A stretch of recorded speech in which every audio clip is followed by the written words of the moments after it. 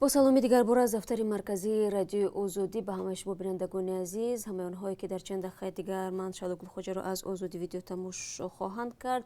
حالا ساعت به وقت اینجا 10 است و چون همیشه من برای شما در چند دقیقه سرخط خبرهای روز را خواهم گفت و البته بازم منتظر شما عزیزان خواهیم بود در پخش مستقیم در برنامه خبری در همین جا. و اگر پخش مستقیم را تماشا کردن نتوانستید باکی نیست، پس ثبت برنامه را میتوانید بازم از آزادی ویدیو ببینید. برهان‌الدین سفرعلیев آزاد می شود.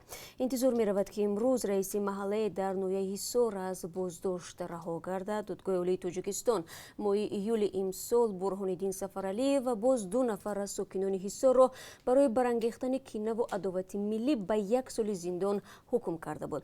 خود سفرعلیев بارها گفته بود که ایده‌ها درباره برانگیختن عداوت قومی و نژادی درباره او درست نیست و مقامات می‌خواهند برای آشکار کردن کمبودی‌ها در محله و دیگر دهات اطراف از او انتقام بگیرند.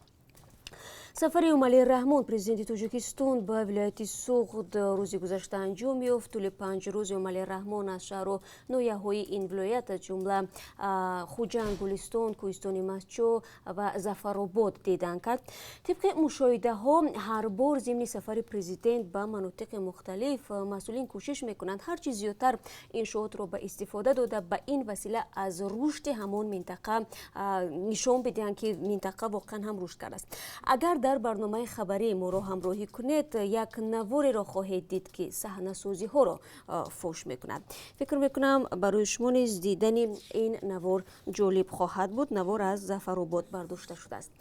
در ملاقات سران 7 کشور صنعتی عالم موضوع مبارزه با سوختارها در جنگل‌های آمازون بررسی شد. طبق آمار رسمی تا روز شنبه در برزیل بیش از 80,000 سوختار به قید گرفته شده است و در بولیوی همسایه با برزیل آتش در مساحت 3800 میل و یا میل مکعب جای داشته است.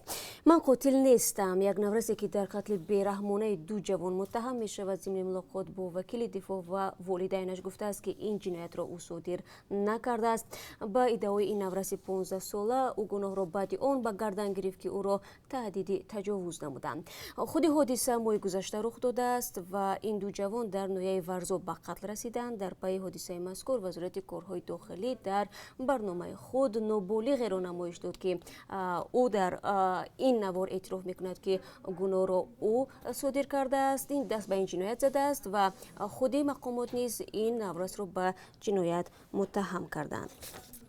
بازار رکلام تنظیم شود. این دعوت از جانب سازمان‌های بین‌المللی و رسانه‌های دولتی و مستقل در یک نشست ویژه در دوشنبه صدا داد. نگرانی شرکت‌داران همایش از آن است که بی‌نظمی و رقابت ناسالم می‌تواند این بازار را در آینده فلج کند. گفته می‌شود در حال حاضر قسم زیادی بازار رکلام در انحصار رادیو و تلویزیون‌های دولتی قرار دارد. سهم باقی مانده به بعضی رادیوها و تلویزیون‌های مستقل ربط می‌گیرد. اون از همه بیشتر شرکت‌های خدمات موبیلی و فروش مسئله ساختمانی و جهازی خانه در این بازار مبلغ صرف میکنند. مسئولین دریافت راه حل مشکلات عمده که دامنگیر بازار رکلام در کشور است در چی میبینند در برنامه خبری برایتان خواهیم گفت. و بینندگان عزیز باز چند موضوع دیگر نیز هست که همکاران ما تا برنامه خبری تفصیلاتش را برای شما پیشنهاد خواهند کرد. امیدوارم که در برنامه همه شما را میبینیم. فراموش نکنید بعد از 3 ساعت دیگر در همین جا در آزادی ویدیو روز خوب داشته باشید.